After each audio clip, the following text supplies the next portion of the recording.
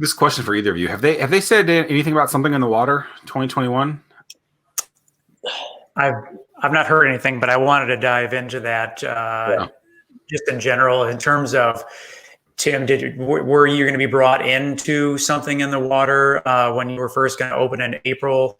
I would love to hear, because one of the takeaways that I've had from this show is hearing about all the collaboration that takes place on Atlantic Avenue and the different groups that you're part of. Yeah, I would love to hear about the impact of something in the water. Were you going to be part of that? Just dive in and please share. We were excited about that because as we started looking at this space and as we were preparing to sign the lease on everything else, a lot of the deadlines had passed, but Something in the Water was trying to do a little more for locals this in 2020, and they had this whole stage and vendor area they were creating aside from the ticketed area, and it was more targeted at locals, and they were looking for natural things and fun things. And we're like, I don't have a cast, I can't put something on their stage. They had I think 1,800 acts apply for the couple of days of stage space they had to do performances. They had to winnow that down to see who they were going to put on stage. But we looked at, in the vendor marketplace, what can we do to sort of support the launch of a theater effort here?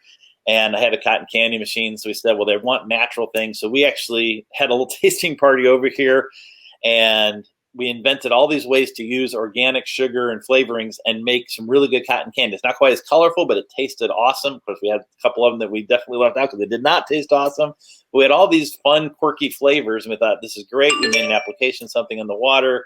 We were going through the process to be approved there. I was looking at maybe buying a second cotton candy machine because there was another little pop-up marketplace right by us down there with the surf shop. We thought, well, we'll do 2 of these down here.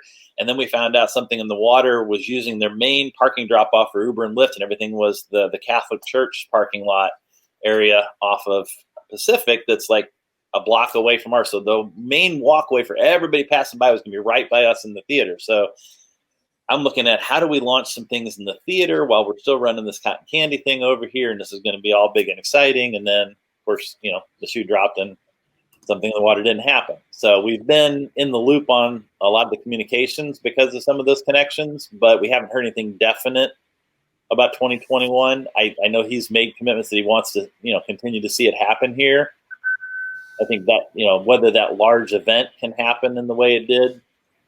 Yeah, I would anticipate it's a no for 2021, maybe 2022. Yeah, it's crazy, like when people started saying things like, oh yeah, well, this stuff isn't going to happen again until 2 years from now, just because something like that was at 35,000, I think was the cap, which obviously there was a lot more people than that there, just kind of around. And then we're at 60 this year, 60,000. Right. So it'll probably be double that of actual people trying to get down there that don't have tickets, but will still be down there. I mean, that's a lot. And then he has his new thing down there too that I don't know much about. The Wave project is moving forward. That's just a few blocks from our theater also. So, we hope to see some of that stuff grow and continue to. I know they're already working on some of the projects for the old dome site there to make this new wave park and all the related complex around it. And with that going forward, I know they're going to do Something in the Water. So is it when he walks his walk, right? Or he walks his talk. So there's a lot of people who don't. So kudos for him for that. So it's basically try to get through this, and then everything should be okay, I guess, is kind of the mindset right now.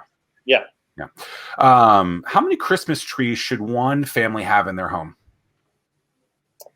I think multiple is a good thing. So okay. I see two in yours, and I just realized a little decoration over here my wife put out. Yeah.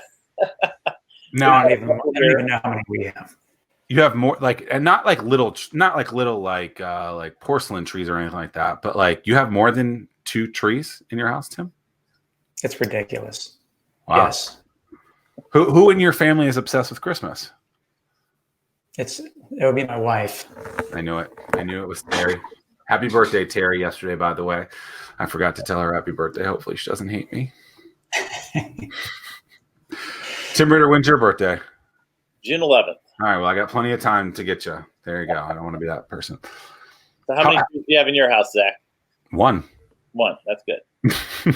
My wife does it all. The only one here that counts, but with the theater, we actually We usually go and cut down a Christmas tree together. We end up getting a couple from the Shack has an area set up with Christmas trees this year.